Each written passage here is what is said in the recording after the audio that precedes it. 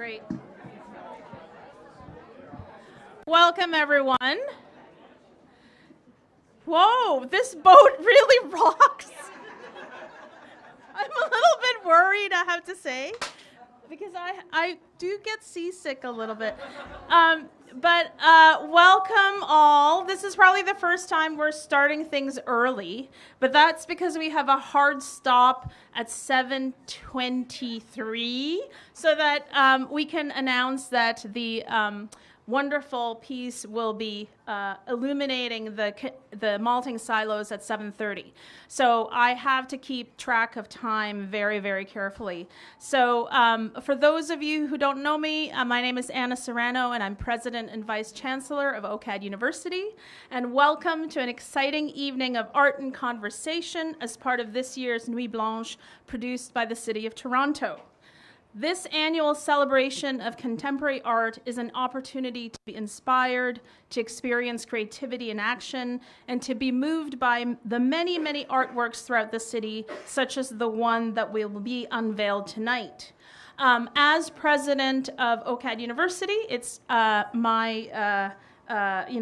of my remit to actually tell people what that is, because we have quite a number of folks here from around the world who are not only our partners for this event, but partners in other endeavors. And for those of you who are, participating in an OCAD University event for the first time, you should know that OCAD University is Canada's largest and oldest art and design media university, and we will be celebrating our 150th year next year. So before we begin, as we do here in Canada, I would like to acknowledge that Toronto's Lake Ontario waterfront is on the traditional territories of the Mississaugas of the Credit, the Haudenosaunee, the Anishinaabeg, and the Huron-Wendat, who are the owners and custodians of the land upon which we are creating and living. We also honor First Nations, Inuit, and Métis presence and stewardship, and Niigani Gitchigami as living water. We offer our gratitude to First Peoples for their care for and teachings about our earth and our relations. And we commit to respectful relations, upholding Indigenous sovereignty and advancing truth, reconciliation, and justice. May we honor those teachings. Tonight's panel conversation and large-scale projection of dissolving boundaries on the Canada malting silos is a collaboration between the European Union through its delegation to Canada and the university's Global Centre for Climate Action. And I want to call out here the director of this Global Centre of Climate Action, Jana Makalik. Say hello.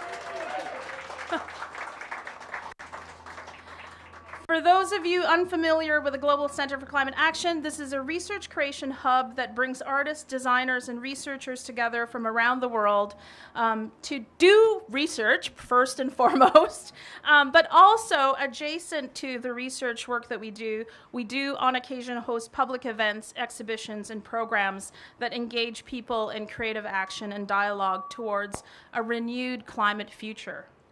As a vital cultural hub in the city and a global institution, OCAD University recognizes and values partnerships such as the one we have with the European Union. So we're delighted to join with them for the second year during Nuit Blanche. Because this is such the hot ticket for Nuit Blanche, Ambassador, you must know that there are a ton of VIP in this room, including our own Member of Parliament, Chi Nguyen, who's in the back. So, Chi Nguyen is MP for Spadina Harbourfront, and that stretches from Queen Street all the way down here. And we're actually thrilled to have her be part of our community here. I believe Chris Glover is also in the house. Oh, there he is. Yes. And he's our member of Provincial Parliament for Spadina Fort York. And he will peek his head in any moment now. Yay!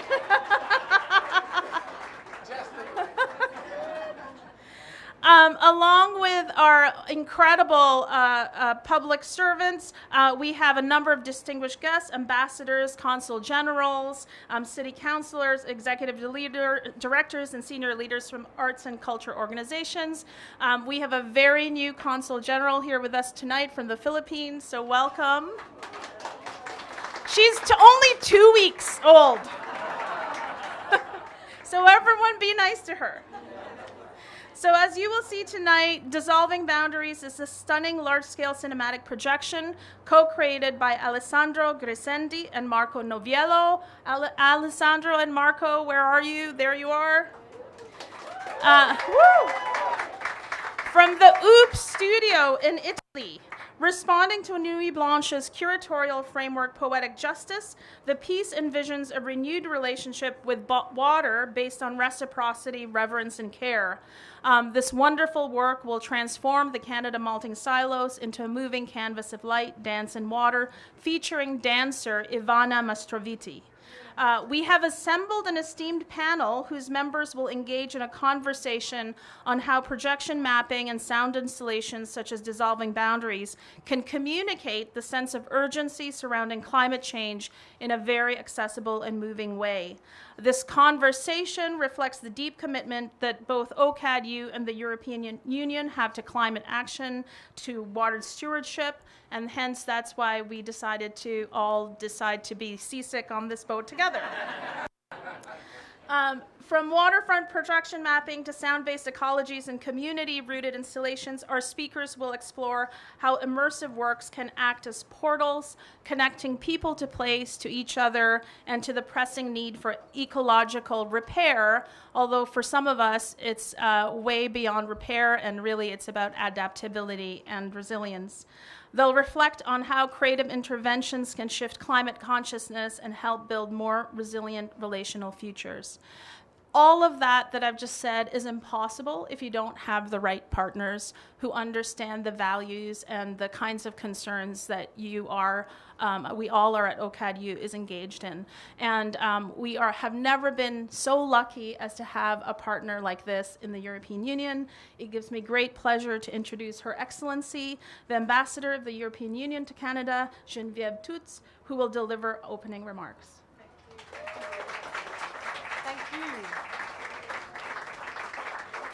Good evening, everyone. What a pleasure to be here. What a nice evening. Mais quelle belle soirée. Vous avez vu ce ciel, vous avez vu cette lumière. C'est le parfait moment. It's a real pleasure, a true pleasure and an honor for me, but for the European Union, to partner again, and now you mentioned it, with OCAD University. Our second collaboration reflects our shared values, cultural exchanges, and commitment to positive global challenges.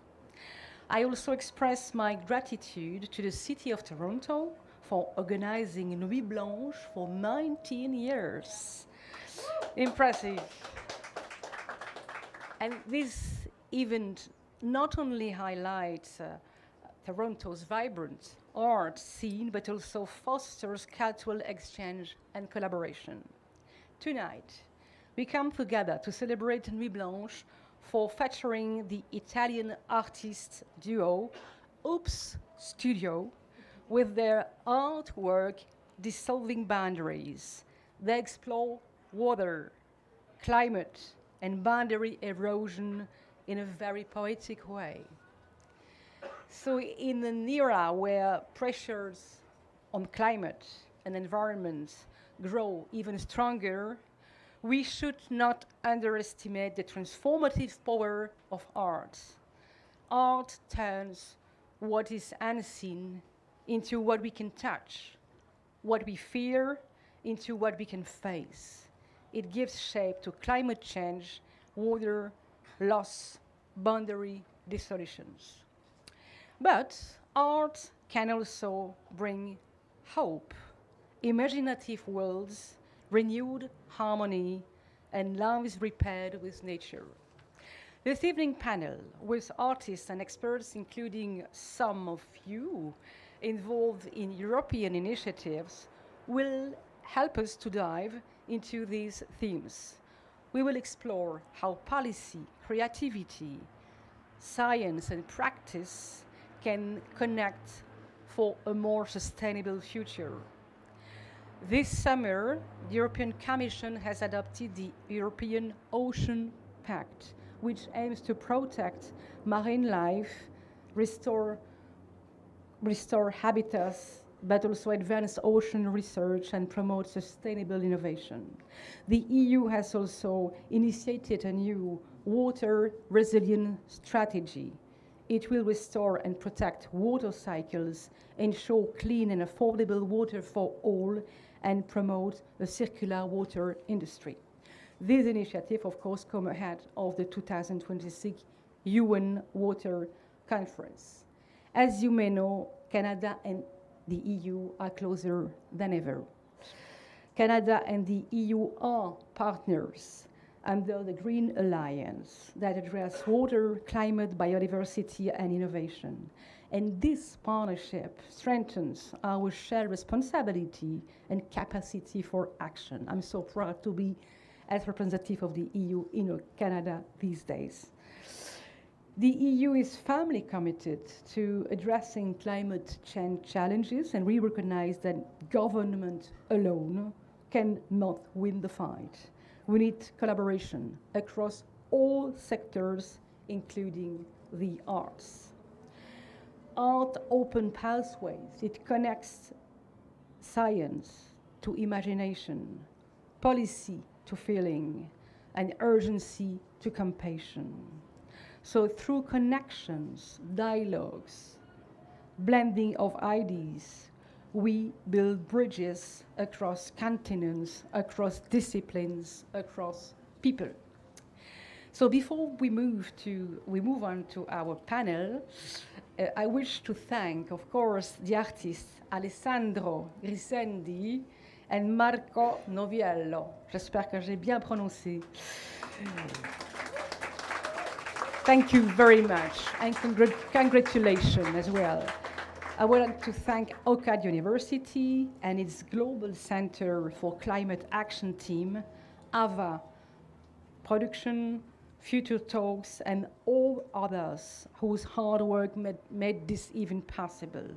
Thank you to all who are with us this evening, the EU member states representatives, City of Toronto officials, members of the Ontario government and Legislative Assembly, as well as the many experts and artists from diverse sectors.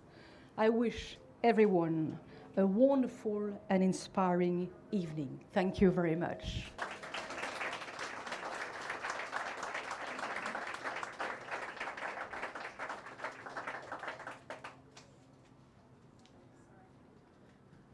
Thank you very much, Madame Ambassador.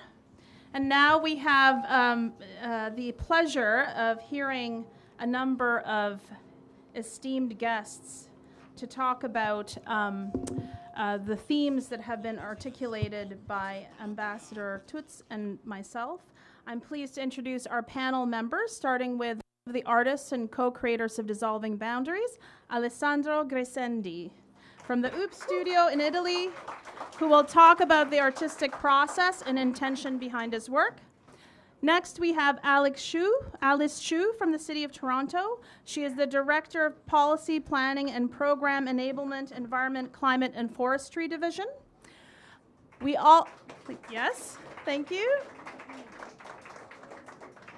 We also have Akash Rastogi, who is an Ocean Innovation Strategist from Ocean Supercluster. Akash, where are you? He's making his way here. And welcome to Claude Schreier, who is a composer, activist, and podcast producer in Canada, who's been speaking with a number of artists about climate and art. And finally, we are pleased to welcome Juan Erazo from Culturans, one of our Mexico EU partners. Okay. So each panelist will have approximately 3 minutes to respond to each question. As I told them earlier, and I told you at 7:23, I don't care who's talking, but I'm going to cut them off. and then we'll make our way to make sure we see the artwork. So to set the stage, let's begin with Alessandro from OOP Studio. Your work, Dissolving Boundaries, will transform the waterfront into a site for projection and sound. How do you see large-scale immersive public art helping people feel the urgency of climate change in ways that facts and data alone can't? Thank you very much for being here, and we are very glad to present our project here in Toronto. When we start thinking about this project, we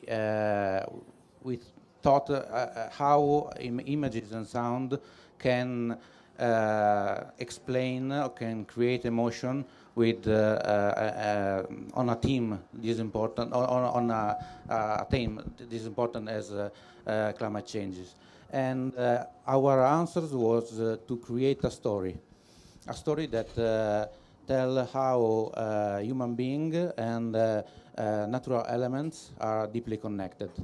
And the element we chose was water, because we are made of water, almost 60%, because water is what drives climate, and historically water decide where human community set and became a community. So we decided to transform this building in a surface that react to motion, and through dance we collaborate with a ballerina, with a dancer.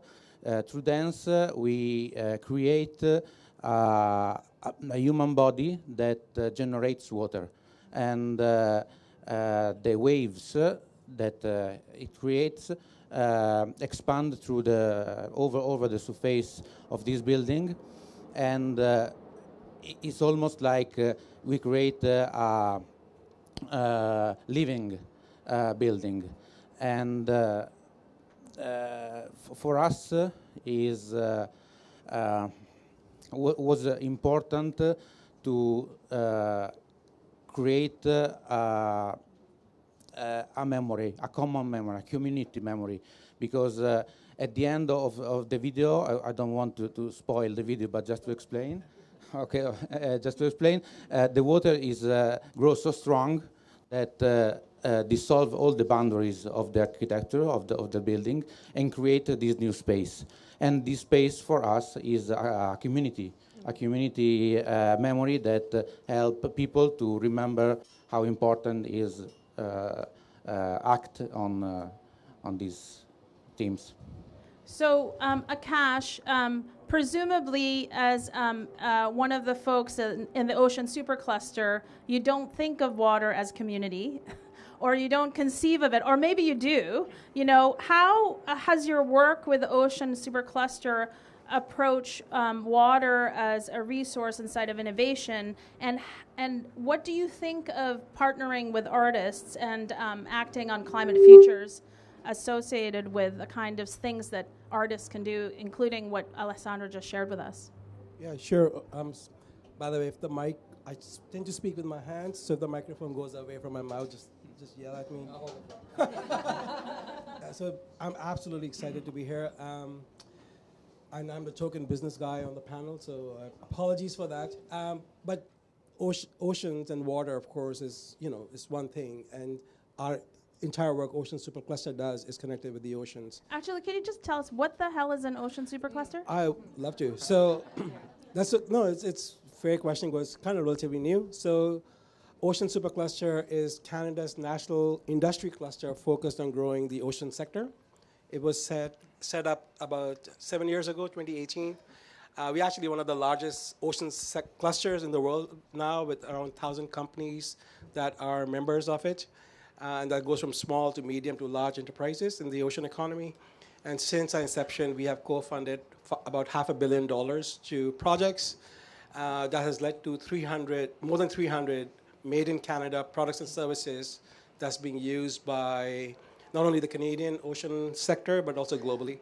And of course, international partnerships are a critical part of that. And we have partners in Europe, Forum Oceano in Portugal, and the EU Coalition for Blue Energy, our official partners of Ocean And Supercluster. just to be clear, the products and services that have been developed are sustainable products and services? Yeah, actually, so going into the theme for today, which is climate, it's one of our core priorities, one of our 4 strategic priorities.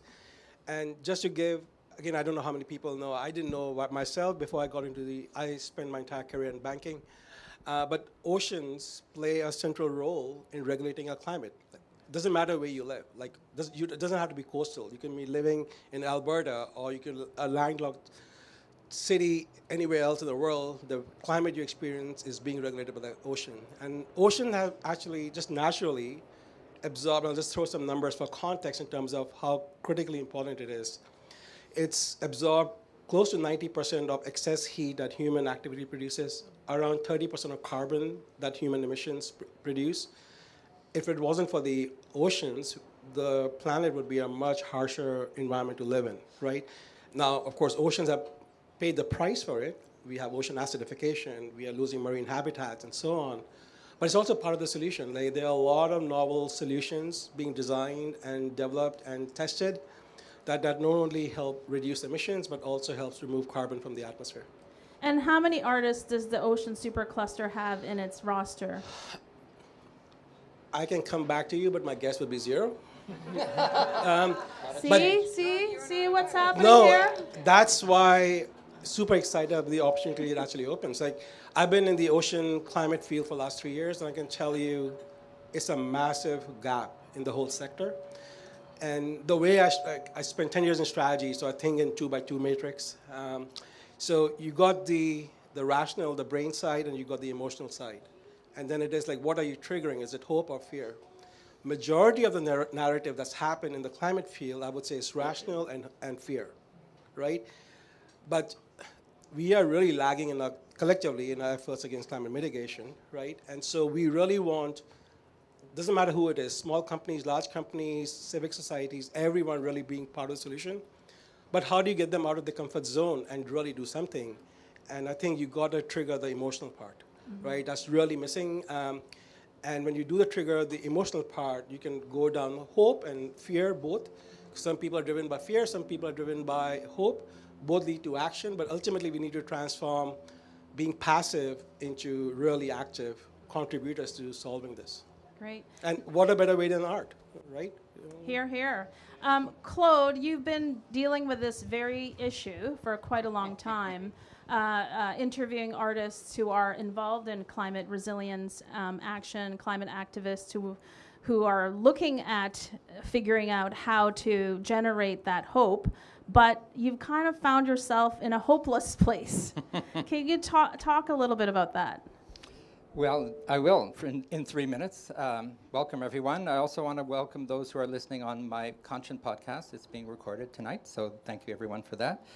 Yeah, it's a good question, Anna. I'm a collapse acceptor, and that's in the tradition of the Deep Adaptation Forum, in which we believe that fostering mutual support and collaboration in the process of anticipating, observing, and experiencing societal disruption and collapse. So that means I'm not a doomer, but I spend my time in the reality of the climate, and I think we all do. And so what I wanted to say is that a few years ago, I was one of the co-founders of an organization called SCALE, which is about art and climate here in Canada, and we really felt that the world could change through art. I still believe that, but I've been knocked down a bit by when David Suzuki talked about the climate change battle has been lost, or at least this part of it. And so what does one do in a situation like that? What kind of artists do we need? What kind of institutional change do we need? What kind of collaboration? We're going to talk about that later.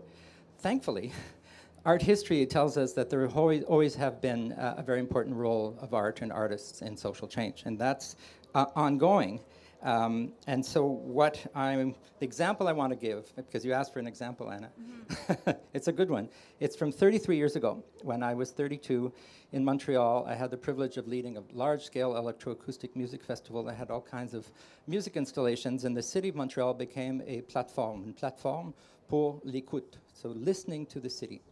And one of the pieces was called Droit de Cité, and it had the FM network of Radio-Canada was a partner of ours, and we would have microphones in different parts of the city.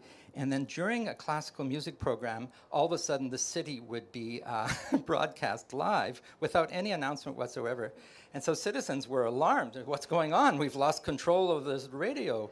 No, the radio is playing a role in awareness, environmental awareness, and we're having fun with the mixture of, say, classical music and environmental sound. So that's one example. There are many others, some of them in my podcast, but I believe fundamentally in the role of the art, but I think we need to rethink it, and I'll come back to that later. Thanks, Claude. I love, love, love that example. And in a way, Juan, it's kind of an example of cultural placemaking. It's an artistic project, but it also is situated in the work that you do at Culturons. How do you see this kind of community-rooted cultural projects, whether in Mexico or in partnership with the EU or Canada, mobilizing people around climate action? Well, for us in Culturons, art has been like a key thing, a key driver for everything that we do. But we mostly try to look at art as not something that I think that the modern world has decided somehow that belongs only in a gallery or belongs only in the private collection of a few exclusive people, or maybe it's just the realm of, students or, sometimes crazy people who want to explore, their creativity and that sort. We actually believe that the arts have a key role to play in society as a whole. And we want to activate the creativity of communities through the arts to create the cities of the future, basically, right? The cities that we want to live in. So regardless if you like art or if you have experienced art or like to do art, we want to invite communities from everywhere to join in through the creation of new ideas for the challenges that they face, right? So we basically use art as a tool to get new ideas for challenges, for everyday challenges, basically. But of course, we focus a lot on climate and sustainability and that sort of thing, and that's where this partnership with Europe, for example, on our side, but also with Canada, the things that we have been doing lately is so important. I'm sure you will all agree that we live in crazy times, right? Wars everywhere, climate change, the realities that we cannot escape. And I totally agree with Akash that there's this really negative view of the future.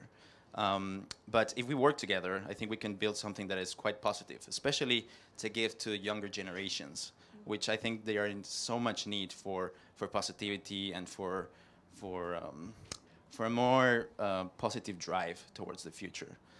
So yeah, I think that today it's international partnerships are something that is key, especially for us in Culturons. Mm-hmm.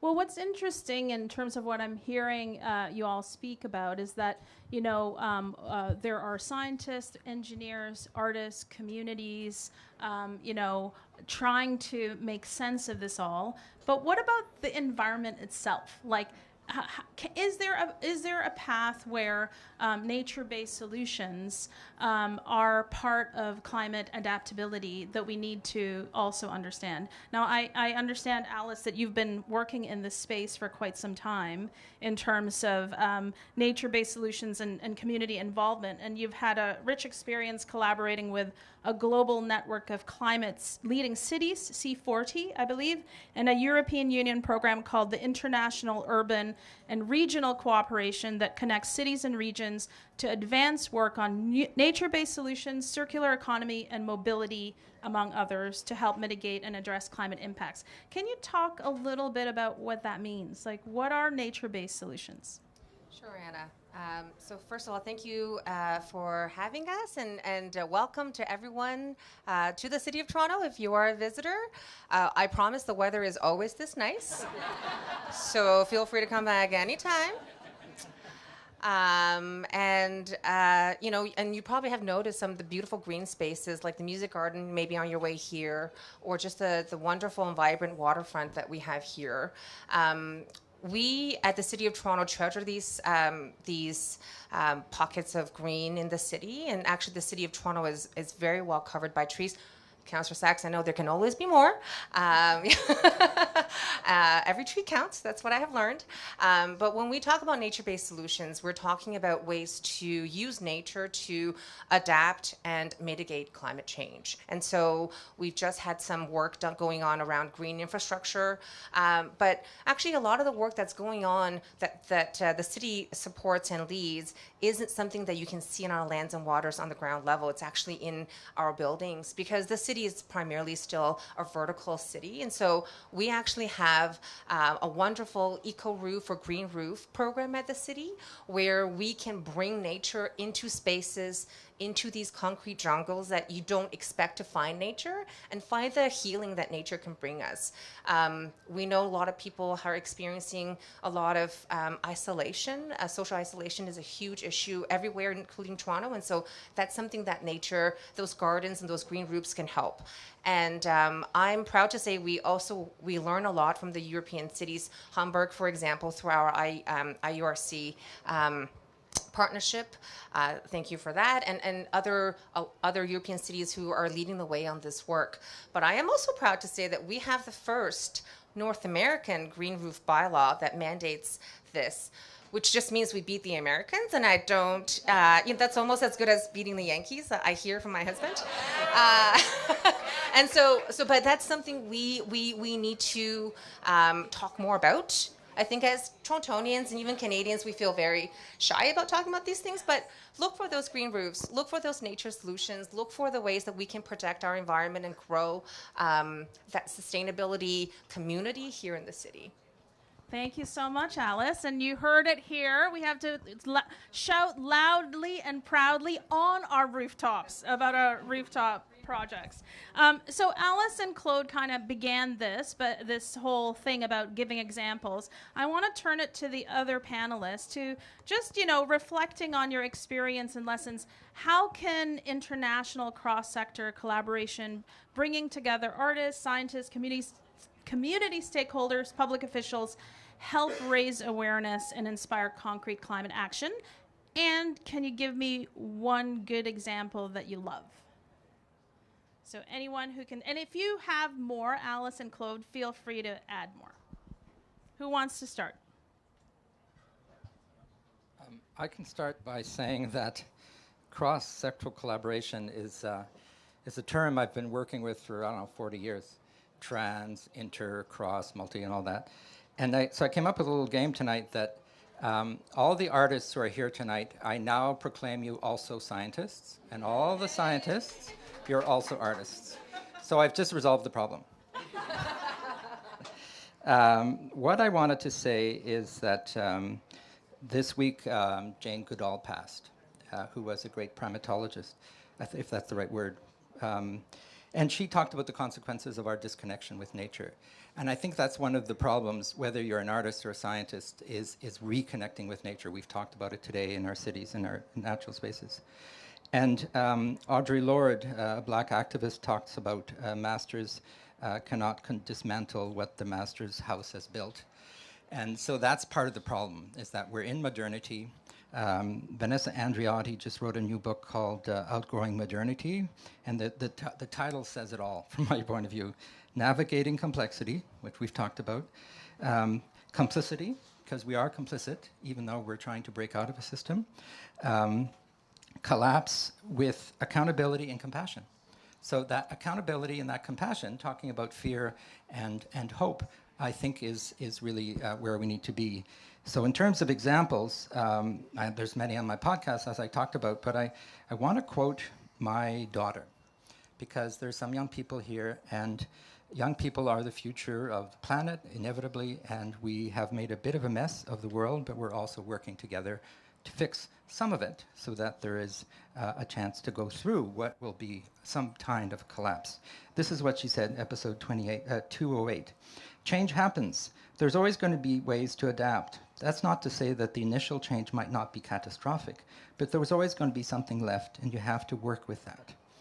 Now, it breaks my heart to hear that, because for a young person to say that means that they don't anticipate there won't be a lot left. And yet, we know that when we work with green spaces, we work with life, we work with art, we can rebuild, we can regenerate, but we have to do it differently. So that's what I have to say. Thank you, Claude.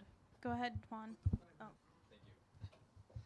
Oh. Well, you asked about cross-sectoral collaboration, right? So that's, I mean, everything we do at Cultural Lens is that.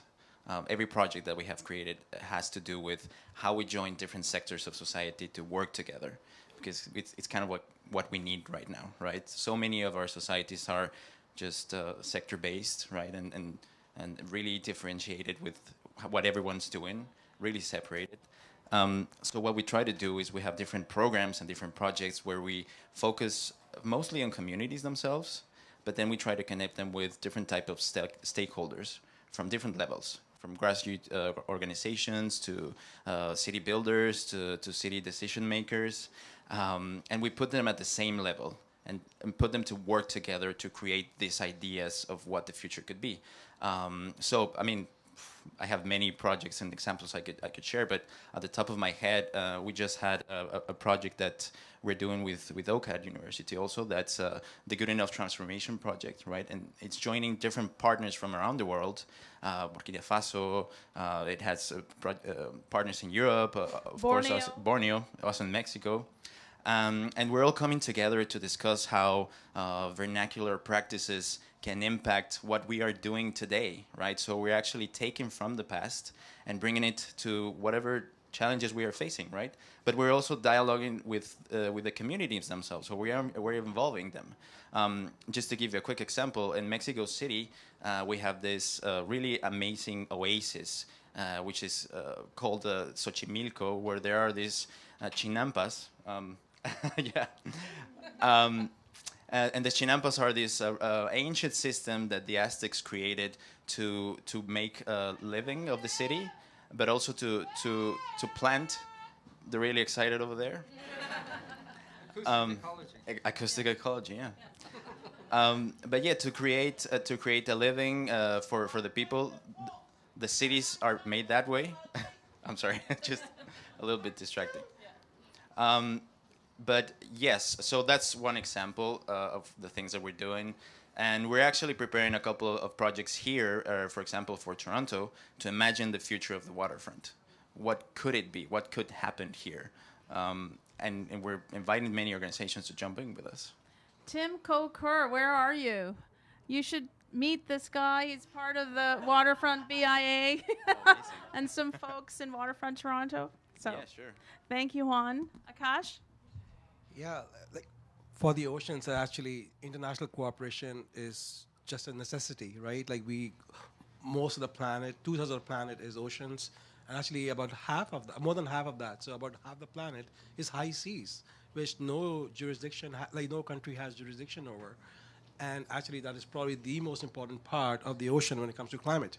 The biggest carbon stores, everything is all in the high seas, and we share the North Atlantic with Europe. In fact, North Atlantic is not only one of the biggest carbon stores across all the global oceans, but is going through a lot of changes, which could have really bad impacts on the eastern seaboard of North America and Western Europe, right, from a climate perspective. And so you have to work together to solve the climate issues there. Just as an example, I'll say like most of the fundamental problems that's really, I would say, inhibiting scale, because solving at the fringes doesn't really lead to anything, right? We need to actually build solutions that can be scaled massively, because a part of the problem is actually unprecedented. Like the amount of things we gotta do, humanity has never done, and I can share details about that, why that's the case. And we have to do that in like less than 2 decades, right? And so I'll give you an example of an initiative we're working on, which is solving very fundamental components when it comes to different funding models, getting large corporates involved, improving the efficiency of carbon markets and so on, where we actually have partners that we're working on from France. Like some of the leading banks in France are doing some amazing work on adaptation, and we want to apply it here on mitigation. We have partners in the US, of course, Canadian institutions. So because those problems need to be tackled, without solving those, nothing will scale. So we need artists who are interested in unpacking the kind of new financial models to help us rethink climate adaptability and be able to use that as actually sort of a set of artistic research questions to unpack and share with the public. There aren't that many artists like that who might be interested in that, but perhaps there are some in this room. But I think that's where you bring those disciplines together, because in my experience, the greatest value is always at the cross-section of different disciplines, right? It's not going deep in one discipline at the intersection, right? That's what we got to untap or tap into. I lost my chain of thought. I'll come back to something else. Great. Alessandro. It's not working. Okay. For me, the focal point is to change people's habits is very difficult, and if you take out the emotion of doing things, I think that is even difficult. So, what can do art with all the science and politics and funds? I think that can find an empathy to try new solution, because art is great in empathy and creativity. So I think that the possibility is to find new solution to do a lot of things, to continue to do nice things in a way that is more sustainable, and is possible to do with this climate crisis. And for example, it is not a big example, but we have a project that is called Biophilia, that bring nature inside the buildings, inside hospitals, inside offices, and I think that is nice because people can connect with the nature also in ambient that are not usually able to be in that. So I think that for us it was a digital biophilia, because we do installation, digital installation. But I think that connect more the people with the nature also in our home, in our offices. I think is one way to try to change some habits. And the collaboration with the science is fundamental, because this study, biophilia, is not an artistic thing, but is a science. Well, it's a cultural thing, yes. Okay, Alice, you've got to compete and yell out your last word. I really like a mic, so it won't be a problem. I'm going to go off with the script a little bit, Anna, because one, I think the wobbling of the boat really is getting to me, and I had fancier shoes, but I don't dare put them on. But I think, what I've really heard this is the stuff that's been really exciting to hear about during Toronto Climate Week this week. So we were able to kick off, thank you, through Climate North, 3 days of activities. That's where I met Akash way back then. He was on a panel with my boss. Now he has to schlep it with me, so sorry about that. But I think we have to bring people together. We have to talk about these things together, because we're going to look at things differently. But we have a common goal, and I think that's the connection we need to start making. It doesn't have to be big. Like, we don't need to make everything changing tomorrow. We need to start making those connections and start making progress. And I think that's really what's going to drive those bigger ideas and really get us on the wave. You see what I did there? Okay. I see what you did there.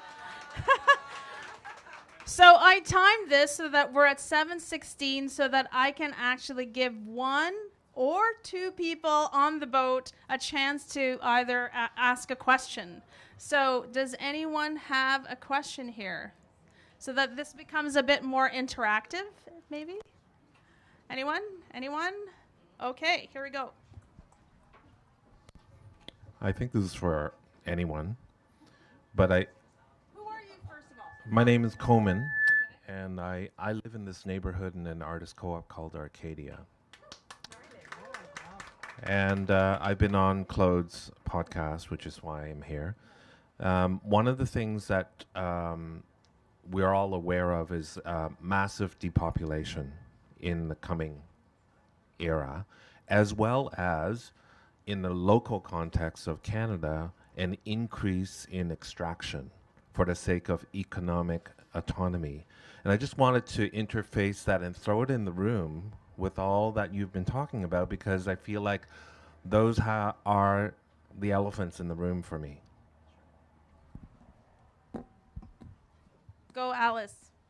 I mean, I think I couldn't agree more. I think why do we, it's a value issue. So why do we value, no offense again, I'm picking on you, but business, right? Why do we value technology in the way that we do, but we don't value empathy and art the way that we need to? I think that's why we need to start showing the value in this work together, and be able to make, again, those steps forward.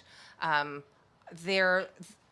why I think climate action is, action and equity. It is the same as action it's part of action in reconciliation with the land. So these are not separate things, right? Do you know what I'm trying to say? So the art that we're going to see tonight, the work that we're going to do together, build relationships, that's what's really going to get us moving forward. I think that's oh, Claude? Okay, you have 2 minutes. Oh, okay, 2 minutes. Okay, I wouldn't take 2 minutes. I think just building on what Alice is saying, right? Like, there's a lot of flaws in the economic models we have in place, right? Including in Canada. The example Alice is taking, why are teachers and nurses not paid better than a lot of other professions, right? Teachers take care of the most precious asset, our kids. Kids are with their teachers more than they are with their parents. And why are they not paid more, right? Like compared to a lot of other professions. But I think that's just a human behavioral thing, right? Natural assets, things that we don't pay for, that are free for us. Nature is one of them. Oceans is one of them, right? We tend to discount its value over time, not because, initially we may value it a lot, but over time we start depreciating its value. And hence we have the tragedy of the commons. And oceans is the perfect example of that. I would say that we need to listen in particular to Indigenous elders and how those ways of beings can help us be what we need to become. And I think we'll see that some of those extraction projects might be necessary in the short term, but on the longer term, that's not really who we are and what we need. And if we talk about, as we talk to each other about culture and arts and who we are, I think we'll figure it out. I would just add that, yes, of course, Indigenous elders are important. We ourselves in Mexico have many of those communities, but I think we have to take into account everyone that lives in those cities, because everyone has a different story and different background, and they all need to come together as a voice to build together what it is that they want to become towards the future. There's a lot of work to be done, and I think this is just the beginning. I mean, we've been beginning. It seems like we've been at the beginning stage for a very, very long time, but we can't stop. Really, we don't really have much of a choice. So convening like this, trying to figure out ways to create evocative, emotionally resonant works that will catalyze people into thinking about their relationship with the land, with water, with climate, and their daily actions is what tonight is all about. So it's 7:20, look at that. So what this means is that I would like to thank our esteemed panelists for incredible insights in such a short period of time. Let's give them a round of applause. And so Dissolving Boundaries will be premiered, having its world premiere at 7:30. For those of you who don't know what the malting silos are, it's that massive building across from this boat. So there are a number of ways for you to see it. You can either all stay on this boat and move to that side, and I don't know what's going to happen, or you can go out and actually stand by the pier as well, and there are benches, and see the work. It is a sound and visual installation, and make your way slowly. The only caveat is that if you would like to have a drink while you're watching the artwork, you have to stay on the boat. But there's a downstairs as well, so yeah. And I have been told that if we all go on that side, it will not tip, so.